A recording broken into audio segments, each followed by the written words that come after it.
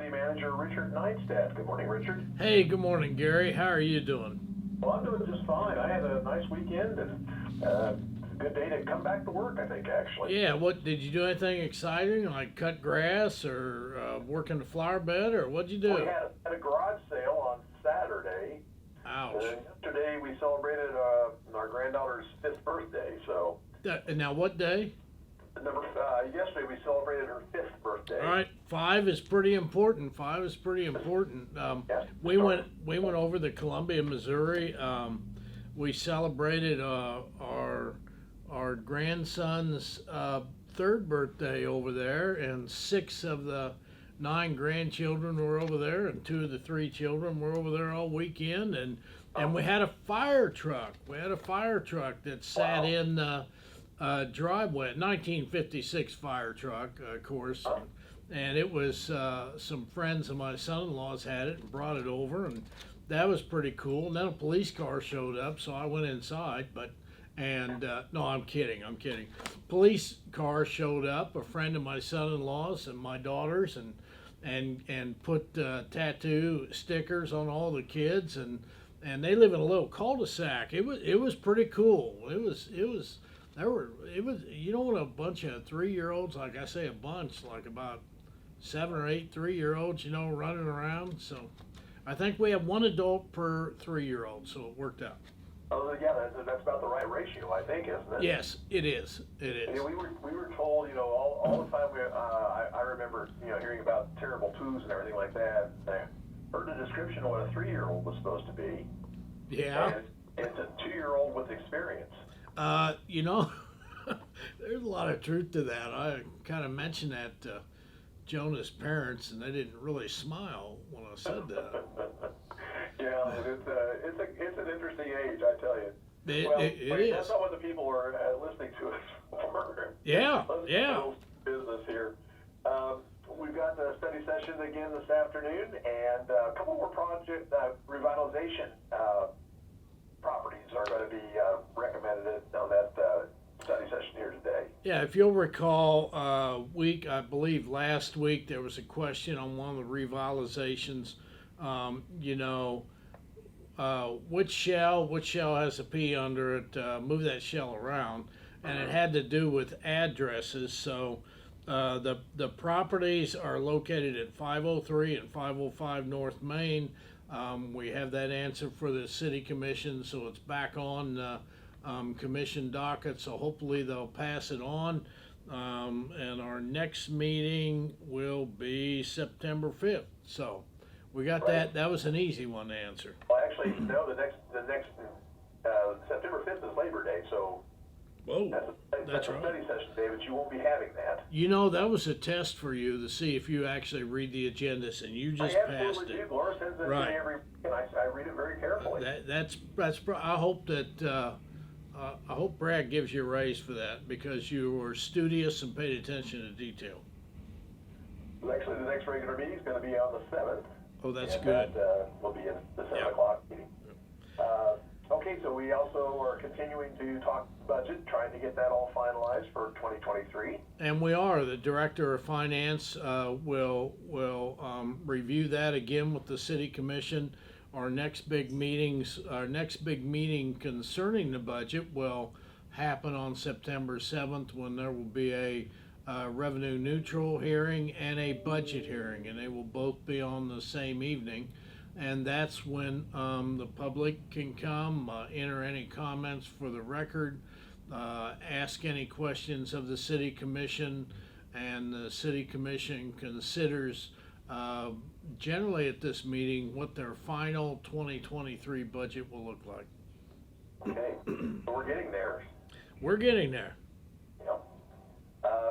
Another item on the agenda for the study session is to select some voting delegates for an annual conference that's coming up. And that says League of Kansas. I'm guessing that's League of Kansas Cities. Would that be correct? Or Yes, that's right. League of Kansas Municipalities. There's a missing word in there. League of Kansas Municipalities Annual Conference.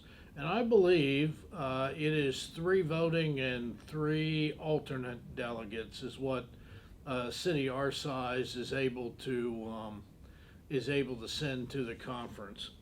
okay. little bit about that conference and what it means for cities like Ottawa? Well, let me look something up here.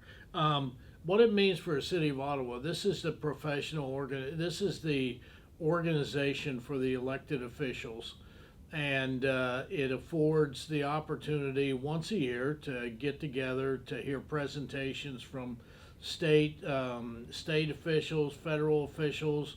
There are training workshops. Um, there are some other activities that go on, but that's not the only activity that the league does during the year. There are suppers in the fall talking about the new legislative session coming up. There are suppers in the spring which give a review of the legislative session. And the league is available there. They have a general counsel staff. They're available there to give advice on laws. They're able to give advice to cities that perhaps can't afford a city attorney. They are a all-encompassing organization that serves the municipal officials of the state. Okay. So it's kind of like continuing education for the elected officials then? Well, it is. Yes, it is. Well, as you might have expected, guess who just wandered into the control room here? Ah, hey, I'll bet that's my friend Jeff. Good morning, sir. How are you? Hey, I am doing well. Let's have the question, man. I've got a question for you. You may have heard that right here on KOFO, as a matter of fact, that the Farmer's Almanac has described Kansas as a hibernation zone this winter, Yes. glacial and snow-covered. Yes. Scientists have also predicted a buildup of excessive dangerous heat, with heat indexes up to at over 125 in our area during the next 10 to 15 summers. Where do you stand on this? Well, What would you rather have? well, here's a couple of different ways to look at it. I was stationed in Spain, Zaragoza. It was in a valley, and if it wasn't 123 degrees there, I'd be greatly surprised. And when it got in the winter, it would be in that frigid zone. So I don't think we should not discount it. Everybody says, well, I remember the winters when they were really cold when I was a kid and they were hot, and that's true.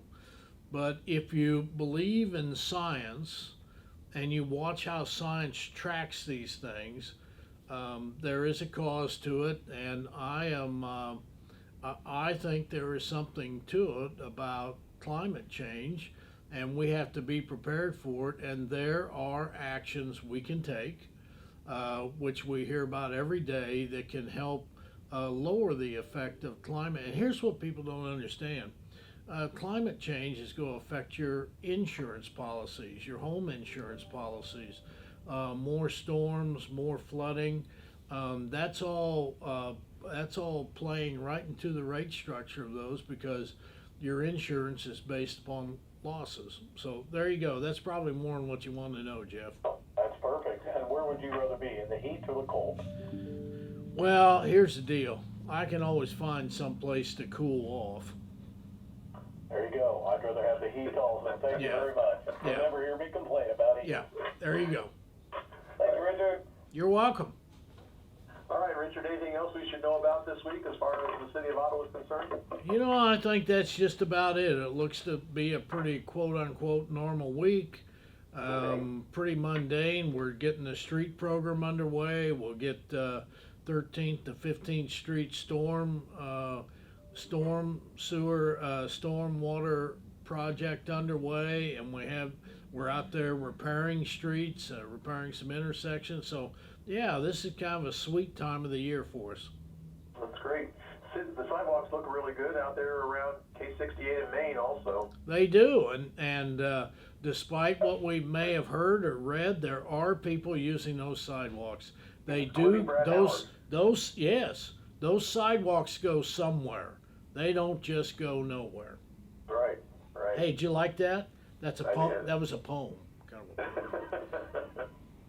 We appreciate any time you try to rhyme here. So. All right. Yeah. Richard, have a great week, and we will talk with you again next Monday. Hey, good to talk to you. Thank you. Look forward to it. So that's a wrap for today. For those of you who did not tune in last week and were wondering what the bandage was for, I had a bigger bandage. And I want to tell you up front, this is not about me, it's about you. I had a pretty large skin cancer taken off my nose. It impacted the nose.